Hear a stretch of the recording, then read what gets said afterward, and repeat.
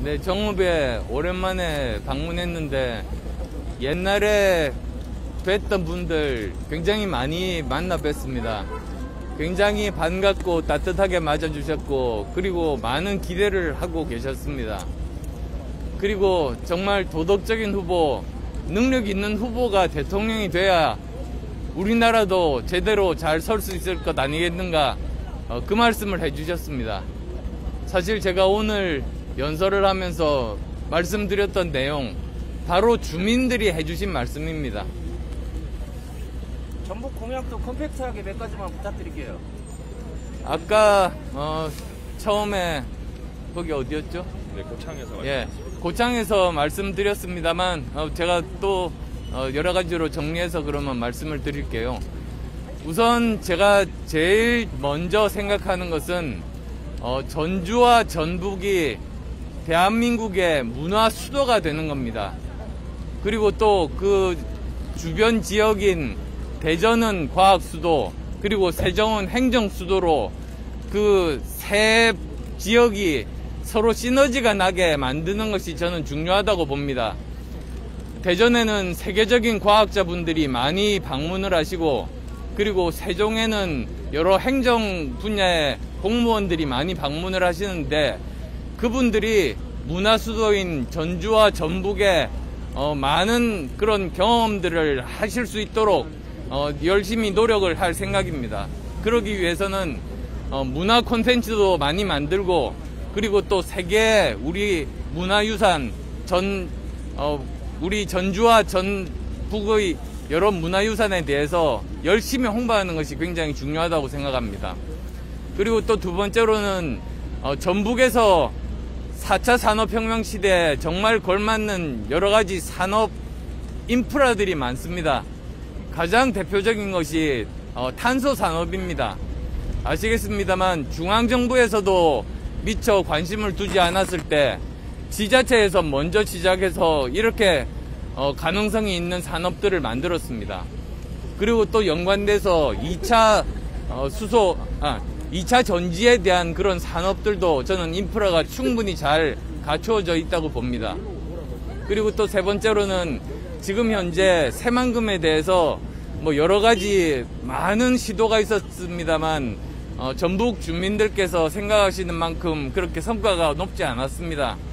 저는 그 가장 큰 핵심 요인 중에 하나가 인프라에 있다고 봅니다. 기업을 먼저 유치하고 나서 인프라를 까는 것이 아니라 사실은 국가에서 먼저 인프라, 도로를 비롯한 인프라들을 깔아놓고 그 상태에서 여러 가지 기업들을 유치하든지 여러 가지 활동하는 것이 우리 새만금이 좀 더 잘 발전할 수 있는 그런 굉장히 앞으로 미래 가능성이 많은 영역이라고 생각합니다. 어제 단일화 관련해서 윤석열 후보 측에서 후보님이 어디 장소와 시간만 정해주시면 인사드리겠다고 했는데 혹시 만날 가능성은 아예 없는 건가요? 제가 언제입니까? 제가 7월 언제죠? 2월 13일이죠. 예, 말씀드릴게요. 제가 2월 13일 날 먼저 단일화에 대한 제안을 했습니다. 일주일 동안 가타부타 어떠한 답변도 듣지 못했습니다. 그래서 선거 기간, 본선거 기간 3주 중에서 이미 1주가 지난 다음에는 이제 더 이상 논의를 진행시키는 것은 무의미하다고 생각하고 20일 날 제가 이제 더 이상 이것은 진행하는 것은 물리적으로 가능하지 않다고 말씀을 드렸습니다. 그러고 나서 또 일주일이 지났는데 갑자기 또 여러 가지 어떤 제안을 할 것이 있다고 해서 그러면 한번 들어보겠다고 생각해서 이태규 본부장이 가서 들어본 것입니다. 그리고 그 자세한 내용들에 대해서는 이태규 본부장이 조금 전에 기자회견을 통해서 하나도 빠짐없이 상세하게 정직하게 말씀을 드린 바 있습니다. 지난번에 윤석열 후보가 이명박 정부의 4대강 사업 개선 의지를 밝혔었는데 이거 관련해서 정부하고 지금 이재명 후보는 비판을 했었는데요. 후보님 입장을 좀 듣고 싶습니다. 이게 무슨 말이죠?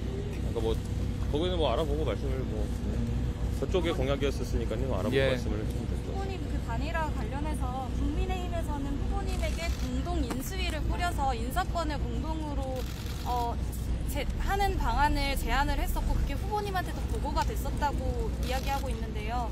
이게 제안 받으신 사실 저는 어떤 세부 내용들도 듣지를 못했고 어떠한 것도 요구한 적이 없습니다. 저는 제가 요구했던 것은 국민께 말씀드린 대로 경선을 통해서 국민 경선을 통해서 후보 단일화를 하자는 그 제안을 했고 거기에 대해서 어떠한 답을 지금 이 순간까지도 듣지 못했습니다. 근데 윤 후보 측에서 제안한 거를 후보님이 들으셨다고 말씀하셨는데 그 제안 내용은 어떤 내용인가요? 제안 내용을 듣지 못했습니다. 그럼 이태규 의원님이 전달 안 하신 건가요? 어떤 내용 말씀이시죠? 다음 질문 네. 그 일각에서는 단일화 없이는 정권 교체가 어렵다는 시각이 있는데 이거에 대해 어떻게 생각하시는지 하나랑요. 또 만약에 정권 교체가 안 되면 안 후보님도 그 책임에서 완전히 벗어날 수 없다 이런 지적도 있는데 어떻게 생각하시나요? 권한의 크기와 책임의 크기는 비례합니다. 권한이 많은 사람이 책임이 많은 것 아니겠습니까? 그리고 각 정당마다 그 정당을 지지하는 그 정당을 지지하는 당원과 지지자분들이 계십니다. 그러면 만약에 제1야당이라고 한다면 정권 교체를 할 수 있는 그 정도의 역량을 갖고 있어야 되는 것 아니겠습니까?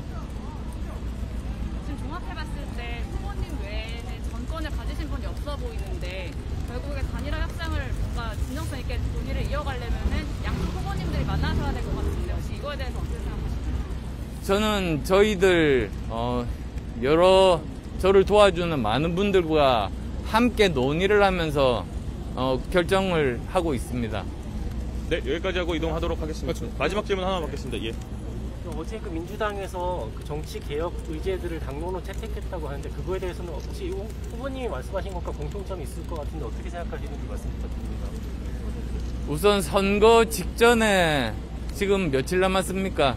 선거 열흘 정도 전에 그렇게 급하게 통과시켰다는 것 자체에 대해서는 진정성에 대해서는 제가 판단을 할 수가 없습니다. 선거가 끝난 다음에 선거의 승패와 관계없이 다수당이시니까 그것을 제대로 실행에 옮기기를 바랍니다. 그럴 때 온 국민들이 그 진정성을 인정할 수 있을 겁니다.